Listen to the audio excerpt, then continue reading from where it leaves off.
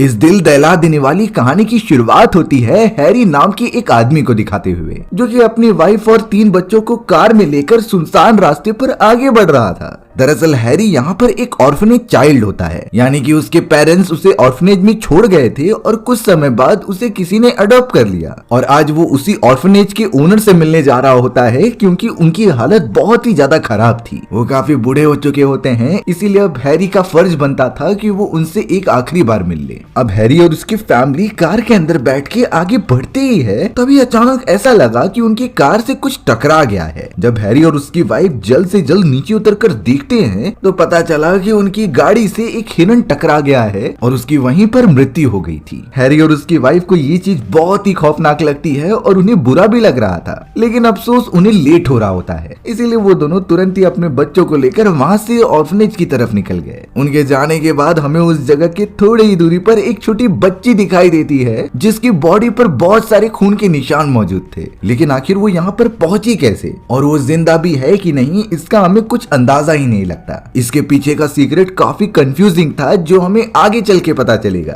अब हैरी यहाँ पर जल्द से जल्द ट्रेवल करते हुए उस ऑर्फनेज के पास पहुंच जाता है। दरअसल इस जगह पर कई सारे उसके दोस्त आए थे, जो कई साल पहले इसी ऑर्फनेज में रहा करते थे। सभी के सभी एकदम अच्छी पोजीशन पर होते हैं और लाइफ के अच्छे वाले स्टेज पर पहुंच गए थे, लेकिन उस ऑर्फनेज में कुछ लोग ऐसे भी थे जो अब तक अडॉप्ट नहीं हो पाए थे। सारे लोग एक दूसरे से मिलकर गले लगते हैं और अपनी दुख सुख की बातें करते हैं। इतने सालों बाद जब वो सभी एकजुट हो रहे थे तो उनके अंदर एक अलग ही एक्साइटमेंट था, क्योंकि उन्होंने अपना पूरा बचपन एक साथ ही गुजारा है विदाउट एनी पेरेंट्स, और अब वो खुद अपनी फैमिली बना रहे हैं, तो ये उनके लिए सबसे बड़ी बात है। उन सभी में से जो लोग अडॉप्ट नहीं हुए थे उनमें से एक का नाम रेन होता है। रेन तो अब इतने सालों बाद अपने दोस्तों को ऑर्फनेज दिखाती है और उन्हें रहने का इंतजाम कराती है। रेन ये भी बता रही थी कि मुझे विश्वास है कि मेरी मदर मुझे वापस लेने आएगी, जबकि बाकी लोगों को कंफर्म पता था कि ऐसा नहीं होने वाला, लेकिन वो रेन के अंदर एक होप को तोड़ना नहीं चाहते थे। अब यहाँ पर हमें हैरी के बेटे हैकी को दिखाया जाता है। हैकी लगातार ट्रेवल करते हुए एक कमरे के पास पहुंच गया, जो पूरी तरीके से बंद था। हालांकि वो उसे खोलने की कोशिश करता है, लेकिन वो खुलता ही नहीं।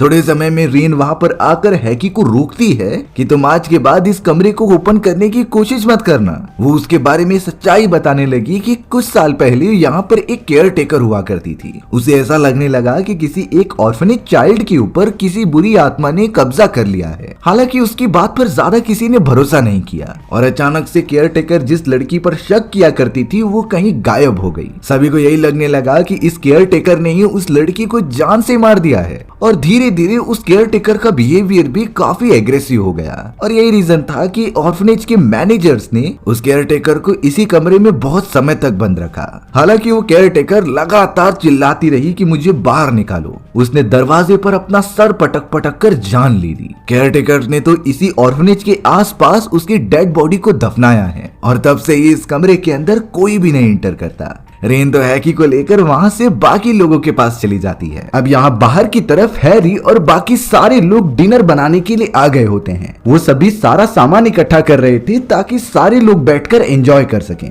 लेकिन तभी हैरी की नजर अपनी कार के बोनेट पर जाती है। उसके कार पे तो बहुत छोटा सा खून का धब्बा लगा हुआ था और साथ ही साथ एक छोटा सा कपड़ा भी होता है। हैरी तो बहुत ही ज्यादा शॉक में हो गया कि आखिरकार उसने जब अपनी कार से हिरन को टक्कर मारी थी तो क्या वहां पर कोई और भी था, क्योंकि ये कपड़ा तो इंसानों जैसा ही लग रहा था। इस बात पर हैरी बहुत ही ज्यादा सोचने लगा और एक तरीके से वो डर भी गया था। हैरी तो ये बातें कंफर्म करने के लिए अपने एक दोस्त को बुलाता है और उसके साथ सीधा निकल पड़ता है उस एक्सीडेंट वाली प्लेस की तरफ। हैरी और उसका दोस्त गाड़ी लेकर उस स्पॉट पर पहुंचते हैं और हैरी उस मरे हुए हिरन को तो देख पा रहा था, लेकिन जब उसका दोस्त आसपास की जगह पर देखता है तो उसे वही कोने में पड़ी हुई लड़की दिखाई दी जो अब मर चुकी थी। हैरी और उसका दोस्त एकदम से शॉक हो गए, क्योंकि उन्हें लग रहा था कि उस लड़की को हिट उसने ही किया है। वहीं पास ही में एक बस भी मौजूद थी, जिसके अंदर जाकर वो दोनों देखने लगे, क्योंकि ये बस तो ऑर्फनेज की होती है जिसके अंदर बच्चों को ट्रांसफर किया जाता था। अंदर जाकर हैरी और उसका दोस्त जब देखते हैं तो उसके अंदर कई सारे बच्चे मौजूद थे जो मर गए होते हैं। उनकी शायद एक्सीडेंट के कारण मृत्यु हो गई, लेकिन जब उनके चेहरे को ध्यान से देखा गया तब पता चलता है कि किसी ने इन्हें बुरी तरीके से मारा है। ये सारा सीन एकदम खौफनाक था, जिसकी वजह से हैरी और उसका दोस्त काफी डर जाते हैं। आखिरकार इतने सारे ऑर्फनेज बच्चों को कौन मारेगा, वो भी इतनी बुरी तरीके से। हैरी को लगा कि उन्हें पुलिस वालों को कॉल करना चाहिए, इसीलिए वो नंबर डायल करने लगा, लेकिन नेटवर्क वहाँ बिल्कुल भी नहीं था। अब कॉल यहाँ पर ना कनेक्ट हो पाने के कारण वो सोच में पड़ जाता है कि आखिर वो इस सिचुएशन में क्या करे। तभी हैरी का दोस्त उसे सलाह देता है कि हमें ऑर्फनेज जाना चाहिए उस मरी हुई लड़की को लेकर जिसे कि तुमने कार से ठोकर मारी है, जिससे कि हम सभी को ये बता सके कि आखिरकार यहाँ पर हुआ क्या। हैरी भी इस बात से राजी हो जाता है, इसीलिए सीधा वो उस लड़की की डेड बॉडी को लेकर अपने ऑर्फनेज आ गया। अब यहाँ ऑर्फनेज में उनकी मुलाकात जैक नाम के उनके एक फ्रेंड से होती है। जैक तो उन दोनों से सारी बातें पूछने लगा कि आखिरकार तुम इतनी रात को कहां पर गए थे। तब जाकर हैरी और उसका साथी कार में पड़ी हुई उस लड़की की डेड बॉडी को दिखाता है जिसे कि गलती से उसने अपनी कार से ठोकर मार दी थी। जैक तो ये देखकर बहुत ही ज्यादा चौंक गया कि आखिर ये तुमने क्या कर दिया। लेकिन अब हैरी और उसके साथी ये भी बता रहे थे कि हमने वहां पर एक बस भी देखी है जिसके अंदर कई सारे ऑर्फनेज बच्चे मर चुके थे।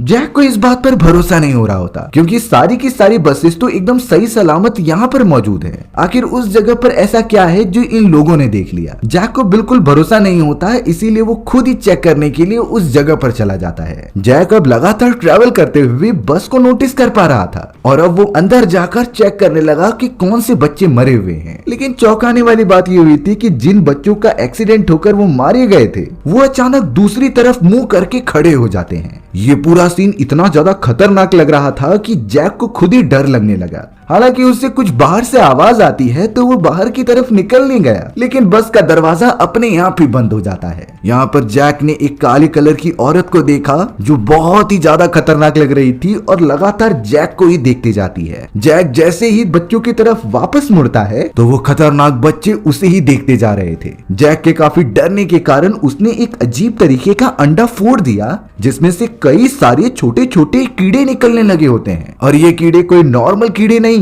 बल्कि इंसानों का मांस खाने वाले थे। सारे के सारे कीड़े अब जैक की बॉडी के अंदर घुसने लगे और जहां से भी ओपनिंग दिखती है वहां से चले जाते हैं। जैक के पास कोई ऑप्शन नहीं था तड़प तड़प कर वहां मरने का। ये सीन सच में बहुत ही ज्यादा खतरनाक होता है और साथ ही साथ इतना क्रीपी था कि देखने में किसी की भी हवा टाइट हो जाए। जैक की तो बहुत बुरी तरीके से वहीं पर मृत्यु हो जाती है, लेकिन अभी तक इस बारे में किसी को पता नहीं चला था। शायद अब ये जो अनोखी और काली शक्तियों के साथ जो चीजें हो रही हैं वो ऑर्फनेज के और भी लोगों के साथ घटनाएं घटेंगी। वो ऑर्फनेज के और भी लोग महसूस करने वाले हैं जल्द से जल्द। अब यहाँ ऑर्फनेज के अंदर हैरी की एक दोस्त दिखाई जाती है जो अपने आप को मिरर के अंदर देख रही थी। उस लेडी का नाम लीना होता है जो अपने आप को सबसे ब्यूटीफुल मानती थी। लेकिन अब पता नहीं क्यों लीना जब मिरर में देख रही होती है तो उसकी बॉडी में कुछ चेंजेस होने लगे। वो ऐसा सोच रही थी कि वो काफी मोटी हो चुकी है और उसे पतला होने की जरूरत है। लीना के बिहेवियर में अब कुछ चेंजेस दिखाई देते हैं और अब पता नहीं क्यों उसने चाकू उठाया और अपने बॉडी के कई सारे पार्ट्स को काटने लगी। ये सीन सच में बहुत ज्यादा खतरनाक होता है जिसे कि दिखा पाना मुश्किल था,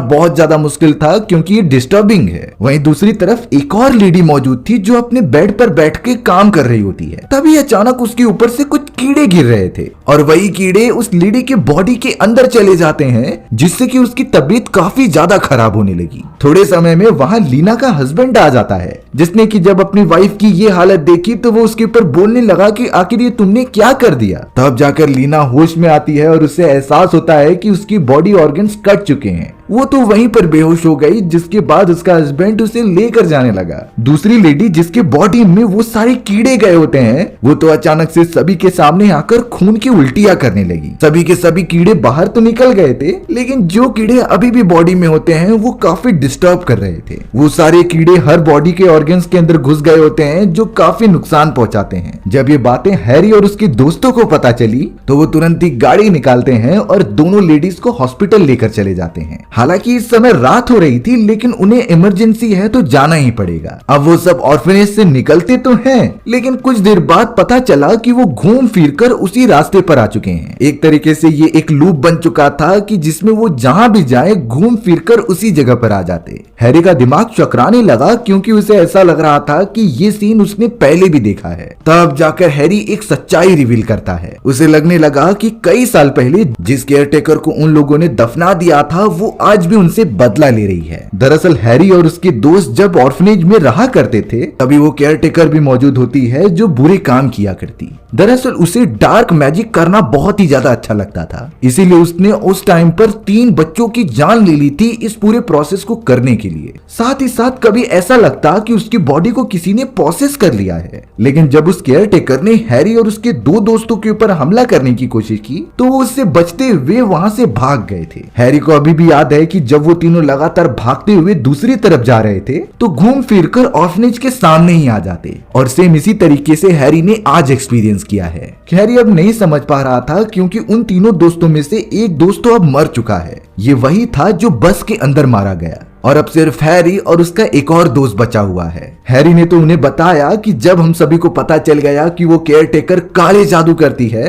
तो हमने उसे कमरे के अंदर बंद कर दिया। हालांकि उसने बाहर निकलने की बहुत कोशिश की लेकिन वो निकल नहीं पाती क्योंकि हम उसे वहीं पर बंद रखते थे। तड़प तड़प कर एंड में उस केयर टेकर ने अपनी जान दे दी। ऑर्फनेज के मैनेजर्स और हम सभी बच्चों ने उस केयर टेकर की डेड बॉडी को उसके ही कमरे के फ्लोर के नीचे दबा दिया। और शायद हो सकता है कि इतने सालों बाद जब हम यहाँ पर वापस आए हैं तो वो केयर टेकर हमसे बदला लेने की कोशिश कर रही है। सभी के सभी ये चीज सुनकर एकदम शॉक रह गए क्योंकि सारी चीजें ब्लैक मैजिक से जुड़ी हुई थी, और ब्लैक मैजिक कितना खतरनाक हो सकता है उन लोगों ने उसका डेमोन्स्ट्रेशन देख ही लिया था। इसीलिए अब हैरी और उसके सभी साथी कोशिश करते हैं कि किसी भी तरीके से वो यहाँ से बाहर निकले, क्योंकि अब वो खतरनाक केयर टेकर की आत्मा उनसे बदला लेकर ही रहेगी। अब हमें यहाँ ऑर्फनेज के अंदर हैरी का बड़ा बेटा दिखाया जाता है जिसका नाम सैंडी था। सैंडी भी पता नहीं क्यों किसी चीज से पॉसेस हो जाता है, और अब उसने जानबूझकर किसी नुकीली मशीन को अपने मुंह में डालना स्टार्ट कर दिया था। उसका तो अपनी बॉडी पर बिल्कुल भी कंट्रोल ही नहीं होता। हमें हैरी के छोटे बेटे हैकी को भी दिखाया गया। हैकी हमेशा की तरह मजेदार टीवी शो देख रहा था,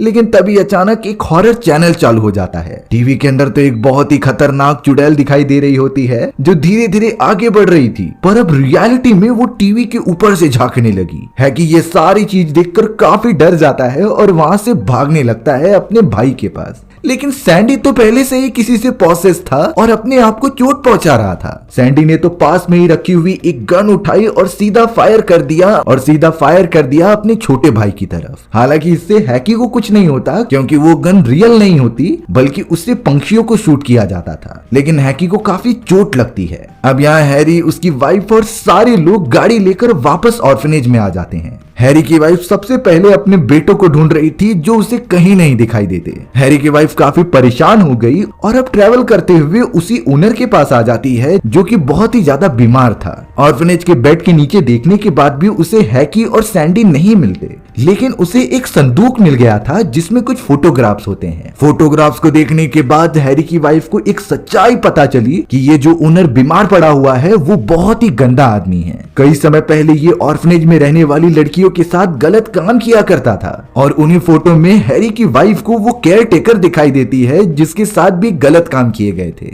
और वो गलत काम इस केयर टेकर ने किए होते हैं, जिससे कि यहाँ एक अजम्पशन बन जाता है कि उस फीमेल केयर टेकर की कोई भी गलती नहीं थी। वो तो उल्टा इस ओनर की सच्चाई का पर्दा फाश करने की कोशिश कर रही होती है, क्योंकि इस ओनर ने कई सारे लड़कियों के साथ गलत काम किया था। लेकिन एक समय के बाद जब इस ओनर को पता चल गया कि ये केयर टेकर उसे फंसा सकती है, तो उसने ही ये अफवाह फैला दी कि केयर टेकर काला जादू करती है, और अपने बच्चों की मदद से उसे कमरे के अंदर बंद कर दिया बिना खाना पानी के। केयर टेकर तड़प तड़प कर वहीं अपना दम तोड़ देती है, जिसके बाद उसे दफना दिया गया। हैरी की वाइफ ये सारी बातें अपने सभी दोस्तों को बता देती है, जिससे कि उन्हें इतना तो कंफर्म हो गया कि सारी चीजों का गुनहगार ऑर्फनेज का ओनर है। लेकिन उनके ऊपर आखिरकार हमला कौन कर रहा है और ये कौन सा काला जादू है जो उन्हें मारना चाहता है? ये ओनर नहीं हो सकता क्योंकि वो तो बेड पर लेटा हुआ है, और जिस केयर टेकर को मार दिया गया था वो इनसे बदला क्यों लेना चाहती है इसका उन्हें नहीं पता चलता। वो सभी तो रेन को भी बुलाकर पूछते हैं कि आखिर ये सारी चीजें तुम तो नहीं कर रही, लेकिन रेन इसका जवाब देती है कि ये सारे पोजीशन तो मेरे साथ भी हो रहे हैं, आखिर मैं तुम्हें चोट क्यों पहुंचाऊंगी। अब थोड़े समय में यहाँ पर वो लड़की जिसे कि हैरी अपने साथ लेकर आया था वो जग जाती है और धीरे धीरे आगे बढ़ने लगती है। सभी को लगने लगा था कि ये लड़की मर चुकी है, पर ये तो जिंदा है। हैरी और उसकी वाइफ जल्द से जल्द उस लड़की की ट्रीटमेंट करते हैं और उससे पूछते हैं कि आखिर तुम्हारे साथ हुआ क्या था। वो लड़की अब सारी बातें बताने लगी कि कैसे उनके साथ ये सारी चीजें हुई। दरअसल वो सारे बच्चे ऑर्फनेज से कहीं फॉरेस्ट की तरफ जा रहे थे पिकनिक मनाने के लिए। हालांकि आधे रास्ते तक तो वो सब ठीक थे, लेकिन अचानक उनकी बस के अंदर एक ब्लैक औरत आ गई जिसने की अजीब तरीके के स्पेल्स पढ़ना स्टार्ट कर दिया। और ये स्पेल और कुछ नहीं बल्कि काला जादू होते हैं। जिन जिन बच्चों ने ये स्पेल सुने वो आउट ऑफ कंट्रोल होकर अपना सर पटकने लगे, जैसे कि वो लेडी कहना चाहती है कि सारे बच्चे मारे जाएं। बच्चे खुद के कंट्रोल में ही नहीं थे और वो लड़की भी उसी बस में मौजूद थी, लेकिन उसने अपने कानों में हेडफोन लगा लिया जिससे कि वो स्पेल्स नहीं सुन पाती और वहां से बचकर भाग जाती है। लेकिन जब वो रोड पर आई तो हैरी की कार ने उसे ठोकर मार दिया था। अच्छी बात तो ये हो गई कि उसे सिर्फ थोड़ा सा डैमेज हुआ था।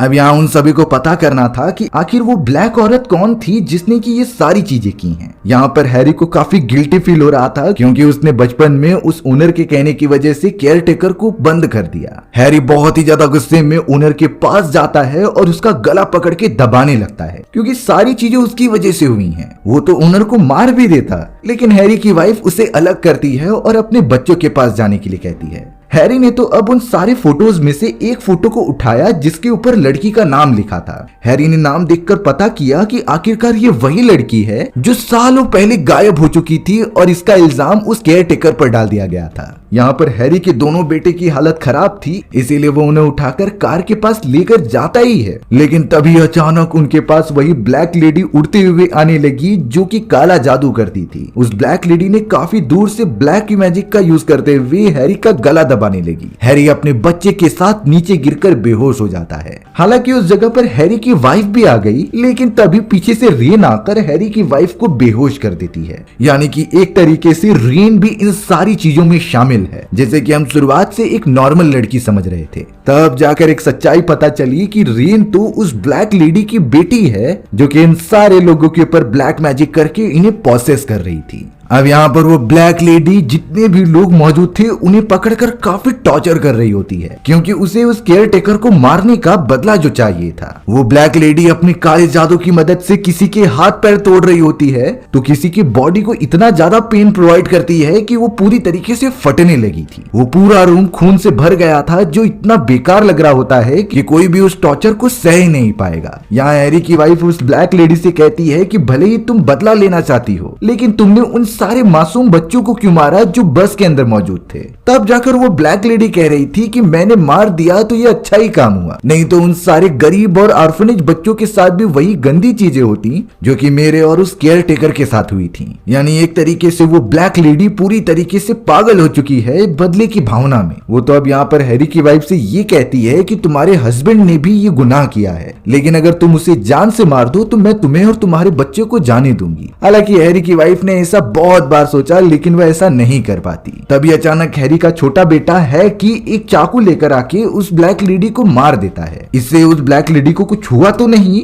लेकिन हैरी की मदर पहले से तैयार थी। उसने दूसरे हथियार की मदद से उस लेडी का गला ही काट दिया। हालांकि इससे लग रहा था कि उन्होंने ब्लैक लेडी को मार दिया, पर वो ब्लैक लेडी अपने सर को उठाकर वापस जोड़ लेती है जैसे कि वो पूरी तरीके से अमर हो चुकी हो। अब वो बढ़ रही थी आगे उन सभी को मारने के लिए, पर अब हैरी की वाइफ इस तरीके से अपने फैमिली को खत्म होते हुए नहीं देख सकती। उसने तुरंत ही पास में जली हुई एक कैंडल उठाई और उस लेडी के ऊपर फेंक दिया। यहाँ जाकर पता चलता है कि उस ब्लैक लेडी की कमजोरी ये सारी आग है जो उसे पूरी तरीके से जलाकर राख करने लग जाती है। हैरी अपने सारे दोस्तों को इकट्ठा करता है और वहां से बाहर निकलने की तैयारी करता है। उन्होंने तो जानबूझकर ओनर को वहीं पर छोड़ दिया था ताकि उसे अपनी किए की सजा मिले। देखते ही देखते ब्लैक लेडी के साथ ओनर भी मारा गया और वो पूरा घर ही जलकर राख हो गया। कुछ समय के बाद सारी चीजें ठीक हो जाती हैं और उन सभी का अच्छी तरीके से ट्रीटमेंट भी किया गया। अब हमें यहाँ पर हैरी की वाइफ दिखाई गई जो अपने छोटे बेटे को स्कूल से पिक कर रही होती है, पर तभी उसे अपनी कार के मिरर में उसी ब्लैक लेडी की परछाई दिखाई दी जो कि उतरकर वापस से देखने लगी,